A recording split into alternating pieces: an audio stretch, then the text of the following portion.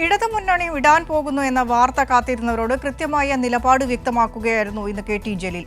വലിയ വെളിപ്പെടുത്തൽ പ്രതീക്ഷിച്ചു നിന്നവരോട് മരണം വരെ CPM-നൊപ്പം അടിയുറച്ചു നിൽക്കുമെന്നും അടിയുറച്ച ഇടതുപക്ഷക്കാരനായി തുടരുമെന്നും ജലീൽ പറഞ്ഞുവെച്ചു.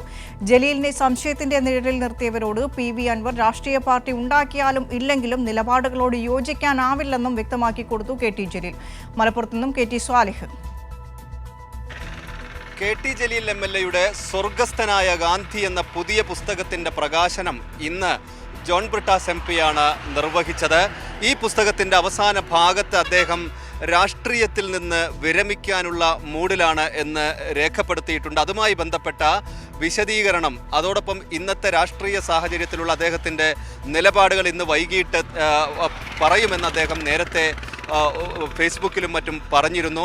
അത് വലിയ രാഷ്ട്രീയ ഉദ്വേഗത്തിന് ഇടയാക്കിയിരുന്നു. അദ്ദേഹം ഇടതുപക്ഷം വിട്ടുപോവുകയാണെന്ന മറ്റ് ചാനലുകളിലെല്ലാം തന്നെ വാർത്തകൾ പ്രത്യക്ഷപ്പെടുന്ന സാഹചര്യം ഉണ്ടായിരുന്നു. ഇതുമായി ബന്ധപ്പെട്ട കാര്യങ്ങളാണ് അദ്ദേഹം ഇന്ന് പ്രധാനമായി പറഞ്ഞത്. ഒപ്പം PV അൻവർ MLA പുതിയ രാഷ്ട്രീയ പാർട്ടി ഉണ്ടാക്കിയാലും ഇല്ലെങ്കിലും ആ നിലപാടുകളോട് യോജിക്കാൻ കഴിയില്ല എന്ന് KT ജലീൽ പറഞ്ഞു. മുഖ്യമന്ത്രിയെയും അതോടൊപ്പം തന്നെ CPIM-നെയും സംഘപരിവാറിൻ്റെ സംശയത്തിൽ നിഴലിൽ നിർത്താൻ സാധിക്കില്ല. അത് ഇന്ന് ഇടതുപക്ഷമാണ്, CPIM-ആണ് രാജ്യത്ത് തന്നെ സംഘപരിവാറിനെ എതിർക്കുന്നതിൽ പ്രധാനപ്പെട്ട ശക്തി. അതിനെ ദുർബലപ്പെടുത്തുന്ന നടപടിയാണത്. ഇടതുപക്ഷത്തിനെതിരെ ഞാൻ സംസാരിക്കില്ല, എന്നെ വെടിവെച്ച് കൊന്നാൽ പോലും അതിനെതിരെ സംസാരിക്കില്ല എന്ന് KT ജലീൽ ഇന്ന് പറയുകയുണ്ടായി. അതോടൊപ്പം തന്നെ മലപ്പുറം ജില്ലാ സെക്രട്ടറി EN മോഹൻദാസിനെ സംഘപരിവാർ ഏജന്റാണെന്ന് അൻവർ കഴിഞ്ഞ ദിവസം ആരോപിച്ചിരുന്നു. അത് അസംബന്ധമായ പരാമർശമെന്നാണ് KT ജലീൽ പറഞ്ഞത്. അതോടൊപ്പം P ശശിയെ സംഘപരിവാറുകാരനാക്കിയത് തനിക്ക് അങ്ങനെ ഒരു സംശയമേ ഇല്ല. കഴിഞ്ഞ ദിവസം പാലോളിയുടെ പ്രസ്താവന കൂടി വന്നതോടെ നേരത്തെ ഉണ്ടായിരുന്ന പറഞ്ഞു കേട്ട കാര്യങ്ങളിൽ കൂടി ഒരു വ്യക്തത വന്നു. അങ്ങനെ ഒരു സംശയം തന്നെയില്ല, അതെല്ലാം അസംബന്ധമാണ് എന്ന് അദ്ദേഹം പറയുകയുണ്ടായി. മലപ്പുറം ജില്ലയിലെ പോലീസുമായി ബന്ധപ്പെട്ട ചില വിയോജിപ്പുകളുണ്ടായിരുന്നു. അത് അൻവറിനുള്ള വിയോജിപ്പ് തനിക്കുമുണ്ട്. അത് മുഖ്യമന്ത്രിയോട് പറയുകയും ചെയ്തു.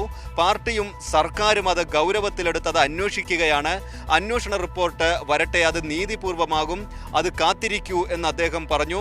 ഇക്കാര്യങ്ങൾ അൻവറിനോടും അത് കാത്തിരിക്കാമെന്ന് അൻവറിനോട് പറഞ്ഞപ്പോൾ അൻവർ വഴങ്ങിയില്ല. പകരം മറ്റൊരു ഘട്ടത്തിൽ അത് വേറെ തലത്തിലേക്ക് പോവുകയാണ് ചെയ്തത്. അതിനോടൊന്നും യോജിപ്പില്ല എന്ന് KT ജലീൽ വ്യക്തമാക്കുകയുണ്ടായി.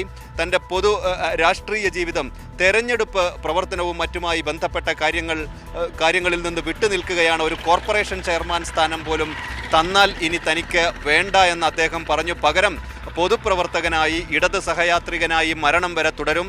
യാത്രയും അതുപോലെ എഴുത്തുമൊക്കെയായി ഇനിയും ഒപ്പമുണ്ടാകുമെന്ന് അദ്ദേഹം പറയുകയുണ്ടായി.